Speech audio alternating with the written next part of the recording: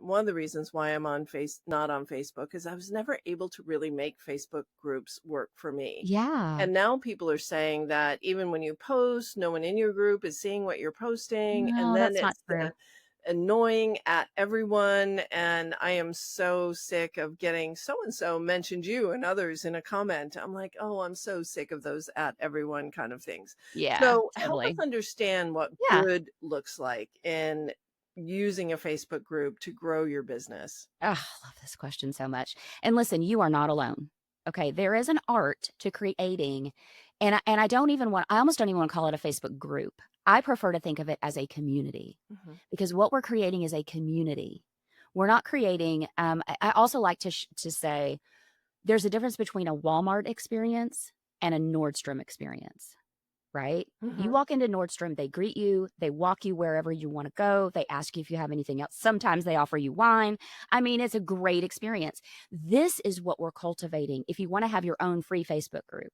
But also, I hope we'll talk about other people's Facebook groups as a visibility strategy as well. Mhm. But having your own free Facebook group, it does take intention. It does take work. Now, the reason why we have over 3,800 online entrepreneurs. We're growing by hundreds every month. And there's strategy behind that. My analytics show that the engagement is generally around 50 to 60%. Wow. My audience is seeing my post in my group because my engagement level is so high. But there's strategy behind what we offer in that group to cultivate the engagement to be high. And sometimes it is the simplest things that we post that get the most engagement. And here's an example. We posted, do you like a PC or do you like a Mac? Just being silly. I thought, let's see what happens. There were people arguing in the comments over it. Was People have such strong feelings about. We did one, pencil or pen. Once Mhm. again, strong feelings. What color is your favorite sticky note color? Yeah. So sometimes it's not the stuff that we spend hours cultivating and creating for them. It's the simplest things that create that community of engagement. Because what you're doing when you have a Facebook group, this is how I visualize it. I visualize you are coming into my home, and I'm gonna welcome you when you join my Facebook group. I send you a friend request and I send you a really warm welcome DM. Deb, I'm so excited to see you. Welcome to the Be a Confident Entrepreneur group.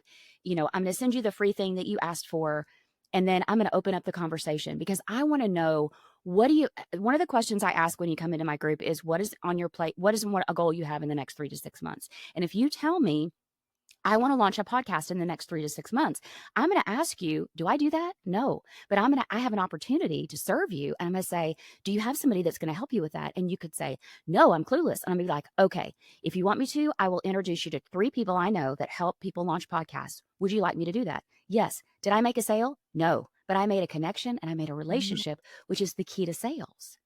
And I've welcomed you into my home. Deb, come on in. The cocktails are over here. The piano's over there. People are out back playing, whatever. And it's it's that experience that we're looking for if you want to create a free Facebook group. And it sounds like it takes a lot of time. It really doesn't once you kind of get it rolling and you know who's coming in and what's going to serve them best. And the reason why my Facebook group grows my email list so much is because the way that we have the membership entry questions set up. You want to give me your email address when you come in because of the way I have the questions written. And then my Facebook group grows so much because every time you turn around in my funnels, there's an invitation to my free group. And if I'm in the DMs with you because we met in a networking session, at some stage, I'm going to invite you to my free group.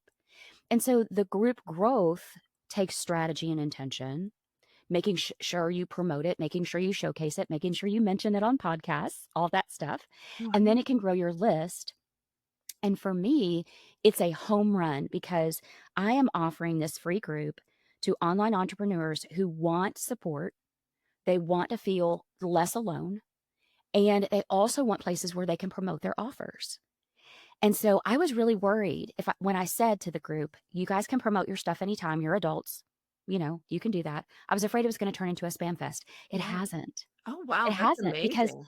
well, I attract people that are like us, Mm. that are really warm, kind people who just want to support others, and we'll promote when it's necessary. You know Mhm. what I mean? And I've only had to kick 2 people out the whole all these years of having my group, because they were spammy spammersons, and I just DM'd them and said, "This group's not for Family you." Spammersons. I love that, So Tracy.